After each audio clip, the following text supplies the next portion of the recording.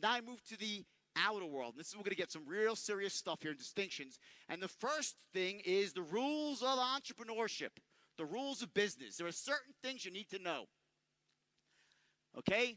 There's two things that really stand out on a gross level. One of them is called learning how to fail elegantly. Write that down. Learning how to fail elegantly, meaning there are certain ways in business. One of them is using OPM, by the way. There are certain strategies and expansion plans and ways of buying things and testing things that allow you to take a shot in business, with you launching a new business, a new website, a new idea, a new sales funnel, whatever it might be. Take a shot and be wrong and minimize on the losses of time and money and maximize on the lessons. Because, guys, the lessons are in the failures. But we need to learn to fail elegantly. Does that make sense? Yes? Loud? Yes? Yes, good. Next, okay, the opposite of that is called succeeding wildly. Meaning, what do you do when the shit is right? What happens when you start a small business and all of a sudden you're like, wait a second, it's firing on all cylinders. Remember I said about getting rich quick? This is the part when you're actually in the right place at the right time. You've done all the hard work. You've tested it out. You're onto something big. What do you do next? How do you grow it? How do you expand it? How do you finance it? How do you delegate authority? I'm going to throw, we have not much time, believe it or not, so throw some, this is just a couple of examples of things you got to know.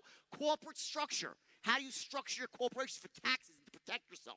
IT and communications, operations, accounting, corporate finance, meaning how do you raise money for your company, okay, in terms of how do you structure that? Delegating authority.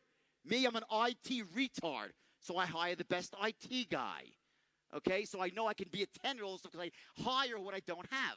We have things like human resources, recruiting people. How do you recruit people? How do you train them? How do you keep them motivated? Compliance, how do you do it without getting in trouble? Something I was obviously lacking when I was 25 years old, right? Art of brainstorming. This is a big one. How many people here want to be rich? Be honest. Raise your hand. If you want to be rich, but you don't really know quite what you want to do, raise your hand. You don't have it. Fair enough.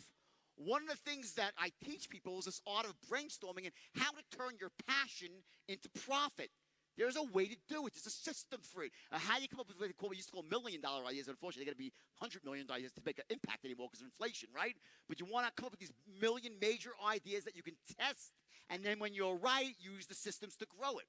OPM, again, raising money. And then, of course, marketing, okay, which is a whole distinction to itself. We'll get into that later.